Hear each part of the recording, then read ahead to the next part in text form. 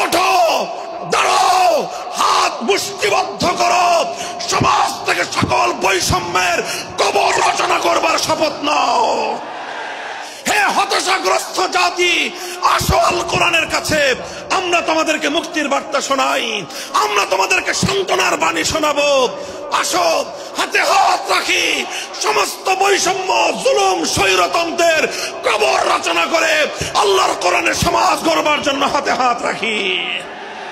যদি ইনসাফ কায়েম না করা যায়, ইসলাম অনুসরণ করা যায় না, যদি বেইনসাফের বিরুদ্ধে লড়াই না করতে পারো, মিথ্যে মুসলমানিত্বের দাবি ত্যাগ করো।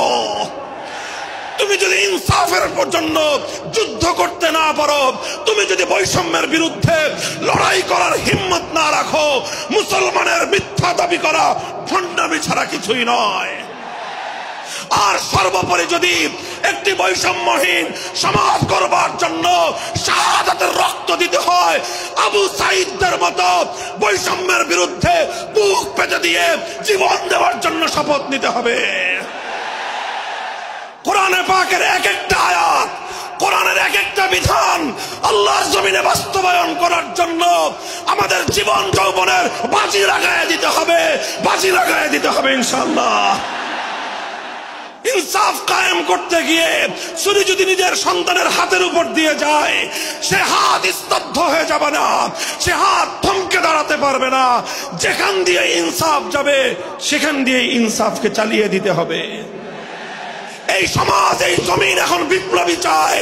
সে বিপ্লব আব্রাহাম লিঙ্কনের আদর্শের বিপ্লব নয়, সে বিপ্লব কার্ল মার্কস, মাও সেতুং আর লেনিনদের বিপ্লব নয়।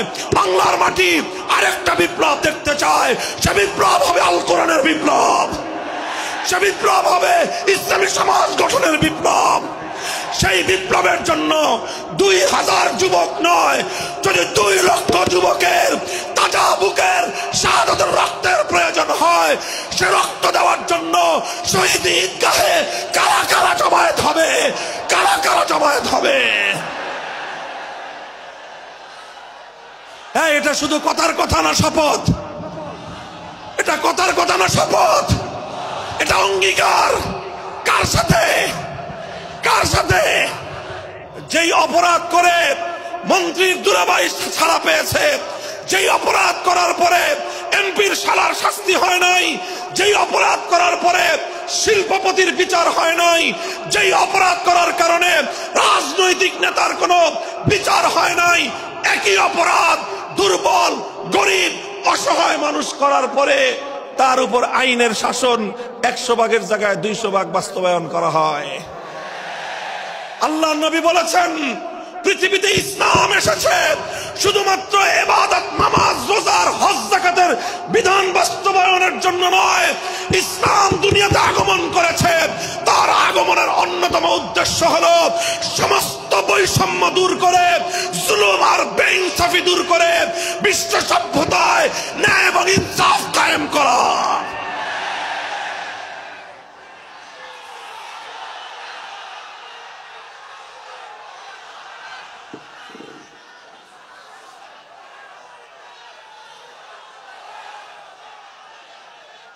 মনে রাখবেন, বৈষম্যহীন সমাজ গড়া এটা শুধু বৈষম্য বিরোধী ছাত্র নেতৃবৃন্দের দায়িত্ব নয়। বৈষম্যহীন সমাজ গড়া এটা শুধুমাত্র বৈষম্য বিরোধী ছাত্র নেতৃবৃন্দের দায়িত্ব নয়। বৈষম্যহীন সমাজ গড়া সর্বপ্রথম আল কোরআনের সৈনিকদের দায়িত্ব। বৈষম্যহীন সমাজ গড়া সর্বপ্রথম আল্লাহর নবীর সত্যিকার উম্মতদের দায়িত্ব। ওঠো, দাঁড়াও, হাত মুষ্টিবদ্ধ করো, সমাজ থেকে সকল বৈষম্যের কবর রচনা করবার শপথ নাও। মুহতারাম হাজিরিন, কথাটা খুব জায়গা লক্ষণীয়, শোনার বিষয়। যারা একটা বৈষম্যহীন সমাজ দেখতে চাও, যারা জুলুম এবং অত্যাচারে অতিষ্ঠ হয়ে গিয়েছ, যাদের জীবনকে এই ধরনের অন্যায়, অবিচার, জুলুম, শোষণ, স্বৈরতন্ত্র যাদের অন্তর হৃদয়কে জ্বালিয়ে পুড়িয়ে ছারখার করে দিয়েছে, হে হতাশাগ্রস্ত জাতি, আসো আল কোরআনের কাছে, আমরা তোমাদেরকে মুক্তির বার্তা শোনাই, আমরা তোমাদেরকে সান্ত্বনার বাণী শোনাবো। আসো হাতে হাত রাখি, সমস্ত বৈষম্য, জুলুম, স্বৈরতন্ত্রের কবর রচনা করে আল্লাহর কোরআনের সমাজ গড়বার জন্য হাতে হাত রাখি। দেখেন, আল্লাহ পাক রব্বুল আলামিন যুগে যুগে যত নবী রাসূল প্রেরণ করেছেন, যুগে যুগে যত আসমানি কিতাব আল্লাহর পক্ষ থেকে অবতীর্ণ হয়েছে, কেন হয়েছে? শুধুমাত্র মুসল্লিদের সমাজ গড়বার জন্য নয়, শুধুমাত্র রোজাদার সমাজ গড়ার জন্য নয়। অবশ্যই কোরআন এবং কিতাব নাজিল হয়েছে নামাজের জন্য, অবশ্যই কোরআন এবং কিতাব নাজিল হয়েছে রোজা, হজ, যাকাত সহ আল্লাহ পাকের যাবতীয় বিধান সমাজে বাস্তবায়ন করার জন্য। তবে একমাত্র এটাই উদ্দেশ্য নয়, বরং সমস্ত কিতাব, সমস্ত নবী রাসূল দুনিয়াতে আগমন করার অন্যতম একটা মৌলিক লক্ষ্য।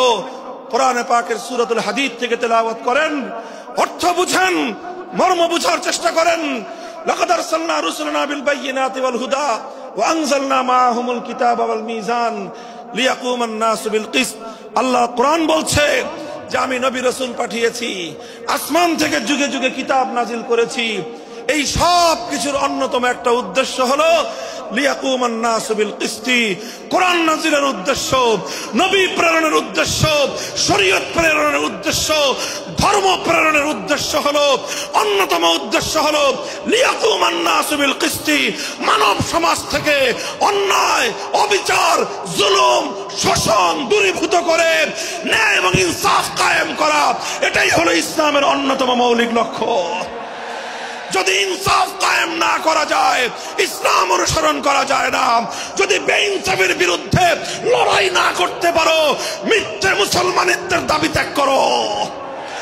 তুমি যদি ইনসাফের জন্য যুদ্ধ করতে না পারো, তুমি যদি বৈষম্যের বিরুদ্ধে লড়াই করার হিম্মত না রাখো, মুসলমানের মিথ্যা দাবি করা ভণ্ডামি ছাড়া কিছুই নয়।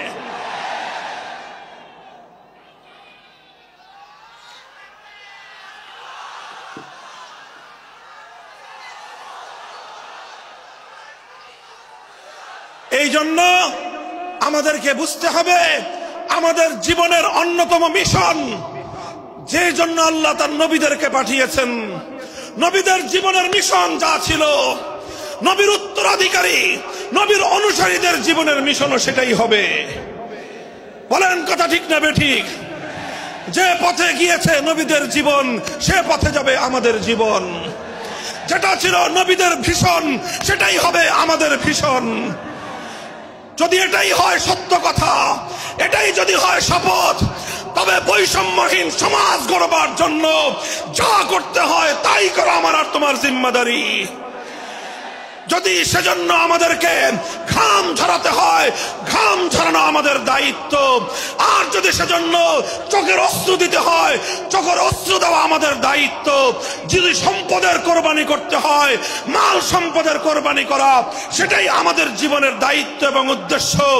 আর সর্বোপরি যদি একটি বৈষম্যহীন সমাজ গড়বার জন্য শাহাদাতের রক্ত দিতে হয়, আবু সাঈদদের মতো বৈষম্যের বিরুদ্ধে বুক পেতে দিয়ে জীবন দেওয়ার জন্য শপথ নিতে হবে।